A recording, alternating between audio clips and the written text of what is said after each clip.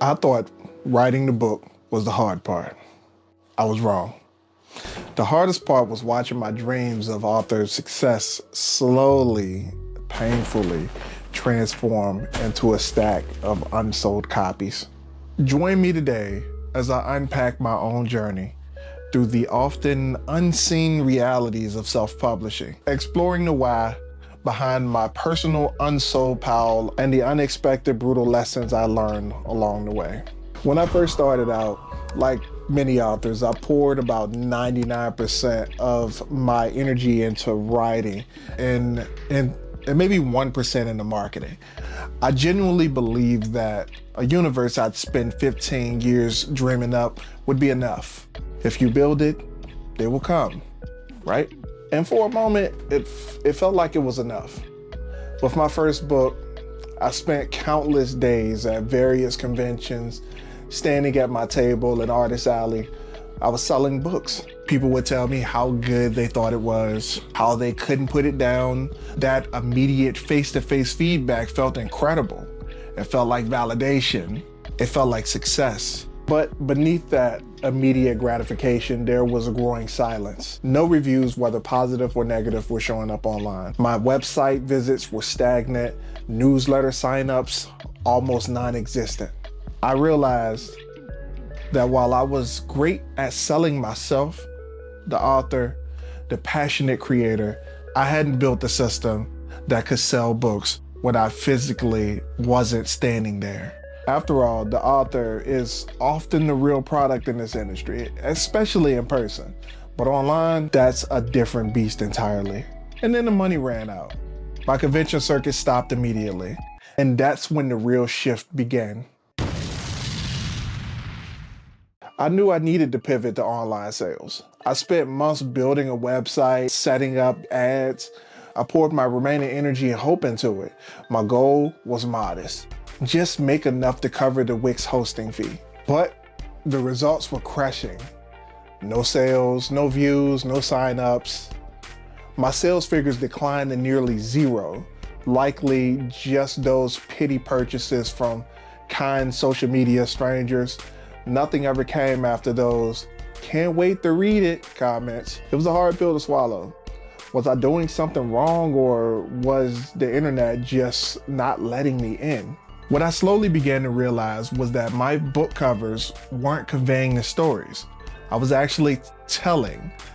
I write sci-fi and fantasy, but my first book, it looked like military sci-fi. Readers, the precious few that saw it, were drawn in by a promise that the book couldn't keep. And it wasn't just those covers. The initial content of the book was at about 50,000 words. It felt rushed. It lacked the vastness of that universe that I had been building in my head for over a decade. I'd fallen in love with my main character, and she's actually a staple of this entire universe that I'm building, and I needed to tell her story correctly. The whole thing was a mismatch between what I was offering and what readers expected from my genre. For a long time, I looked at that stack of unsold books as proof that I had failed to gamble. I traded in a $50,000 a year career in logistics, stability, safety, a future for a return of less than $100 in 3 years. In the world of business, those numbers are a death sentence. But as I sat with my main character, the woman who has lived in my head rent-free for 15 years, I realized that I hadn't failed as an author. I had failed as an architect. I was trying to build a skyscraper on a foundation made for a shed. I thought writing the book was the hard part, but I was wrong. The hardest part was realizing that my 50,000 word draft, the one I rushed through in a month of caffeine and hope, didn't honor the Aether Universe. It didn't honor the readers I wanted to immerse. So I did the unthinkable. I didn't just demolish it. I spent the time I didn't have and money I wasn't making to turn that 50,000 words into a draft of a 130,000 word epic. I stopped looking for the easy button or the perma-free shortcut. I decided that if I'm going to stand among the legends who shaped this genre, then I owe it to the story to never cut a single corner. That unsold pile isn't my legacy, it was my tuition. I paid for my education in tropes, marketing, and world building with the 3 years of silence. Now I'm not just selling a book, I'm building a gate into the universe that finally has the depth to hold you, the reader. My definition of author success is still the same. I want the Marvel level triumph with the Aether Universe. I'm still fighting for my novels to be on those bestsellers lists, for my work to stand the test of time, to be in the conversation of legendary books that shaped the genre. But when I get there, I want to know that I did it with unwavering dedication to the craft.